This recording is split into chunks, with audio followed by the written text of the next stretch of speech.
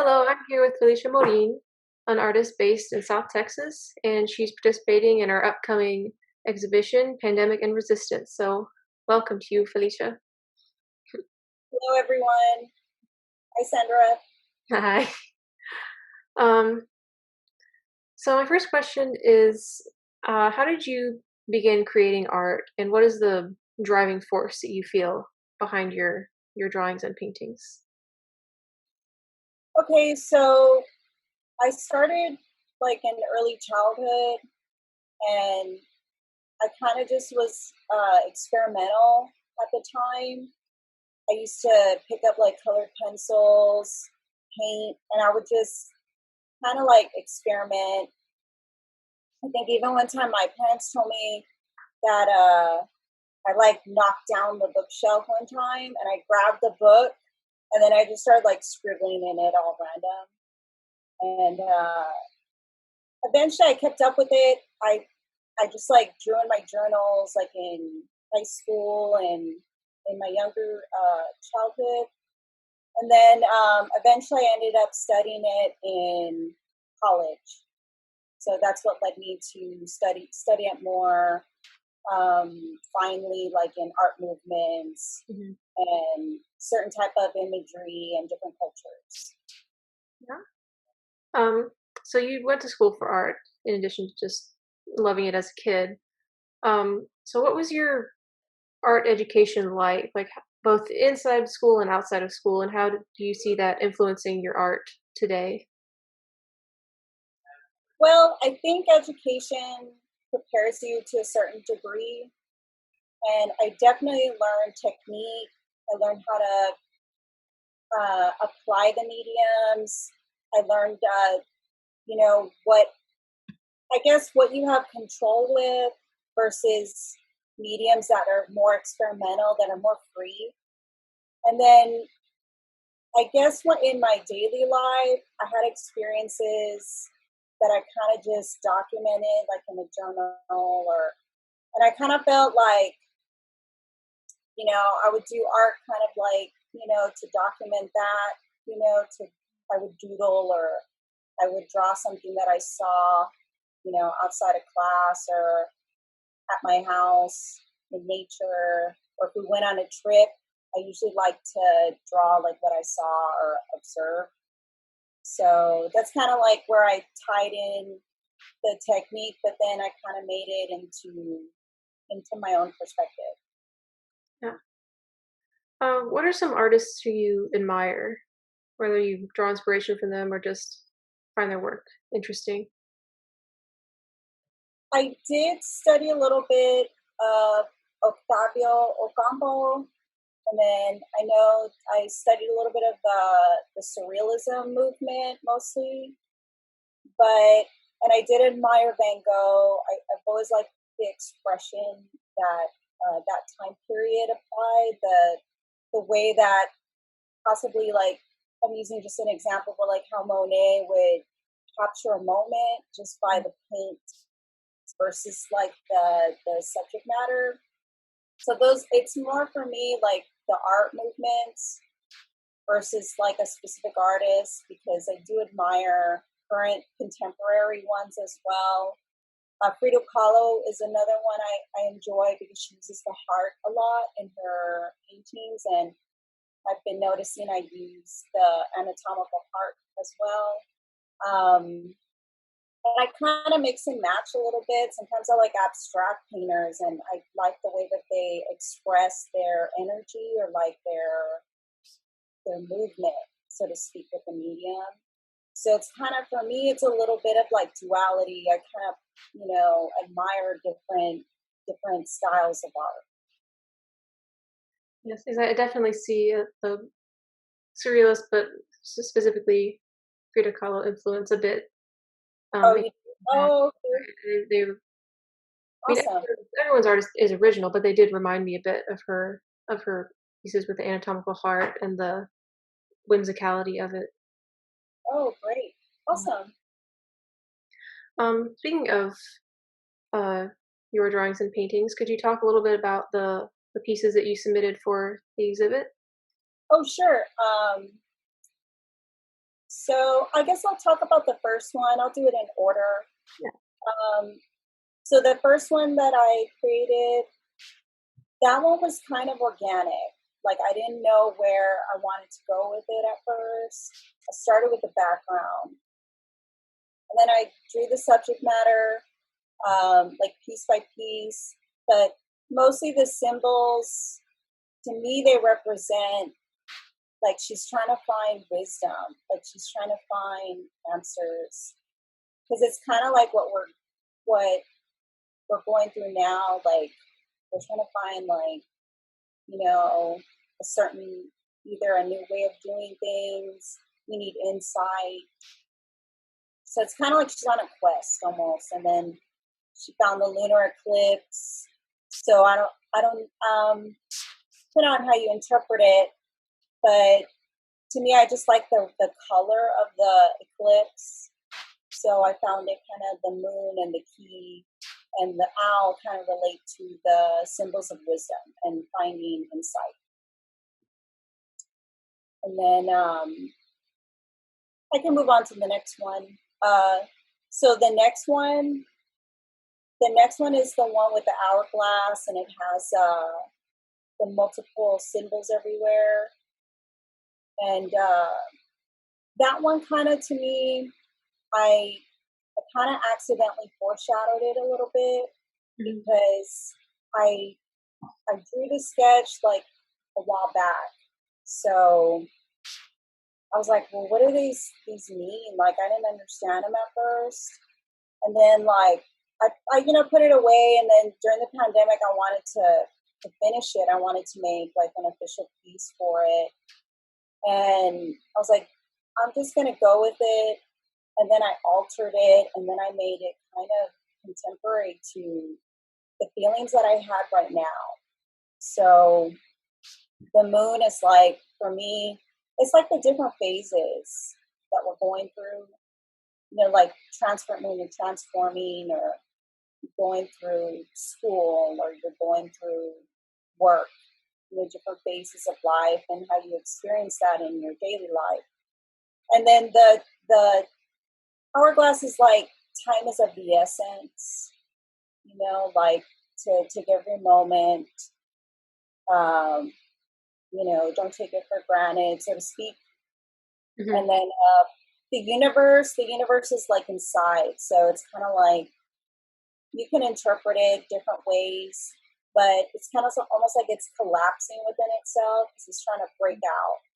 So that's where I was kind of going with it. And then the skull's kind of rebirth, death. Um, the moth and the butterfly, they're kind of like a duality, light and dark. And the keys, that's like open to interpretation. For me, it's like unlocking like some kind of answer. So that's where I was going with it. Yes. Something we all want to do right now, I'm sure. Yes, to gain some kind of like understanding, like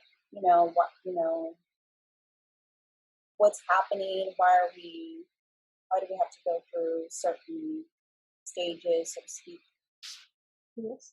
I like that you say that the skull is not just death, but also representing rebirth. It's more cyclical than just. I think people think of skulls as either dark or scary or a finality, but that is a very interesting way to interpret the images of skulls. Um, your pieces, like we said before, they're inspired by surrealism, but by Frida. But they seem to be part of like either the same or a similar world on this like kind of collection of objects and the existing in this interesting space. Is there kind of a world in your mind that you go to when you draw and paint that these drawings emanate from? Yeah, it's almost like a different energy, so to speak. Like you're in because there's some times where I have this fixed idea, and I'm like, no, I'm gonna paint it this way. I'm gonna paint the subject matter that way. And then, like when you start doing it, the paint just your hand and your, I guess, the hand-eye coordination, and then the paint.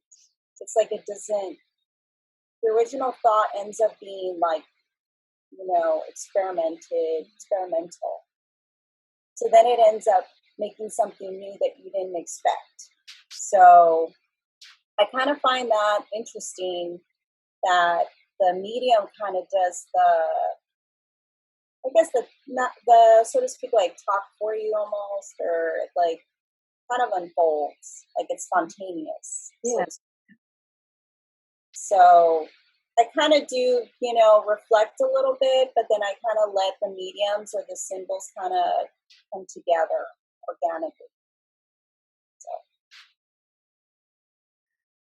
So a lot of us are trying to, create art or create just any kind of creative output during a uniquely difficult time. So I was wondering what tactics you found during this pandemic to continue creating art. Um, if if you feel like you're creating maybe because of the situation that's happening, or if you are creating against it or in spite of it. I'm creating it with it, so to speak, like I'm channeling, even though the the emotions may be a little bit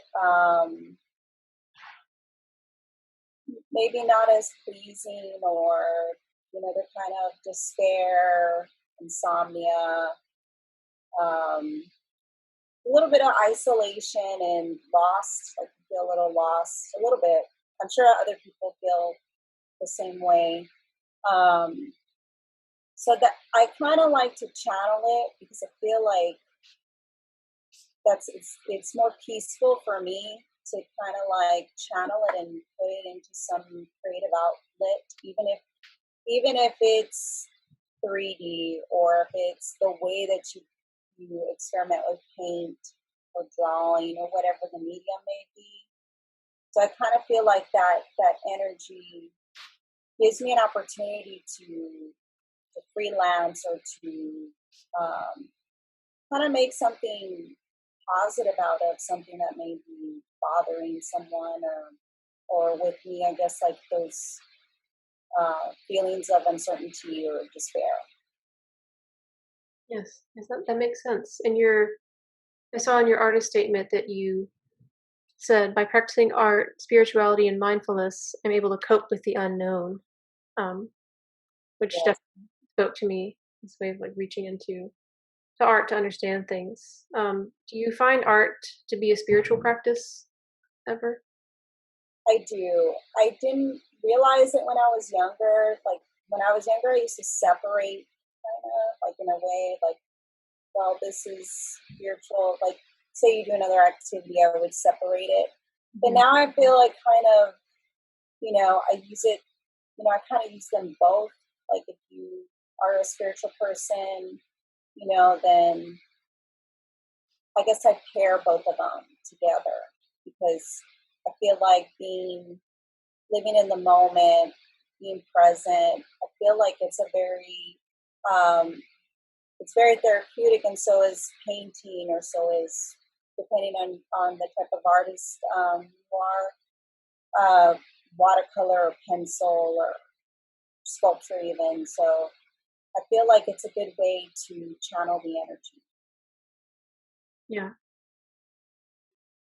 Um, so in your artist statement, you also talk, about being from South Texas and connecting to surrealism and to this kind of specific culture. Um, Now, have you ever had people view your art who maybe don't have those references or from a very different place? And has anyone ever had kind of an unexpected reaction to the style or content of your art? Yes, my earlier work, I used to do kind of like the anatomy of the human body. So I grew up in South Texas, and it's very common in the Mexican culture to have like guanderos and healing through remedies. And I always found that with my, learning from my grandparents, my grandma, she's from here. She passed away, but she was originally from San Diego. And I guess like that always kind of intrigued me about the culture, about our culture, my culture. I mean, and in my earlier work, I used to draw a lot of like um, surreal, but it would represent like the body part. So it would be like the heart, and then it would be like the compass, and then a couple of times, like I made one where it's like it's supposed to be the human mind, and it's made out of all these remedies, like the specific herb or specific, like one of them was ginger, eucalyptus, and I remember one time someone was like, "Wow, like I guess because I exposed the lungs and the body parts, they were just like, whoa, like they'd never seen it before." And I guess I don't know if it was how they I guess maybe because it's like the anatomical part of the body, but I just felt like I needed to get it out there. I felt like I needed to design it or create it that way.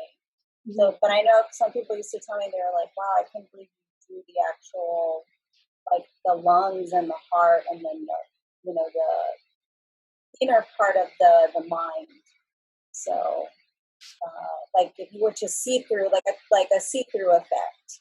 Yeah. So, I guess some people, I'm sure they, admired it or however they felt. To each his own. Yeah. I think they might have seen it as a more graphic interpretation as opposed to the symbolic that you. Right.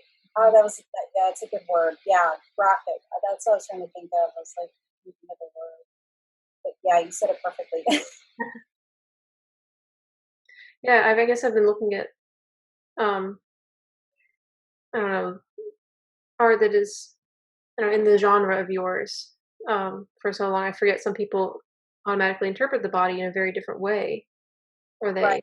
they see the insides as frightening, or well, maybe not frightening, but I always think it's um, very interesting to see just the reaction of people who are not as inside of the art world, because I think it can actually be interesting insight for us.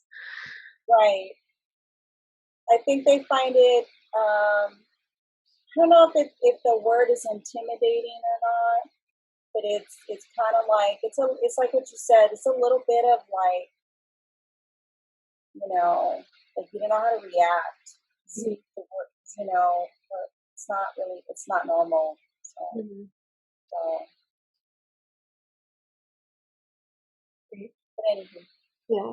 And so, returning to the theme of this exhibit, which is pandemic, but also resistance, um, I was wondering what your thoughts are on artists' role in political and social resistance.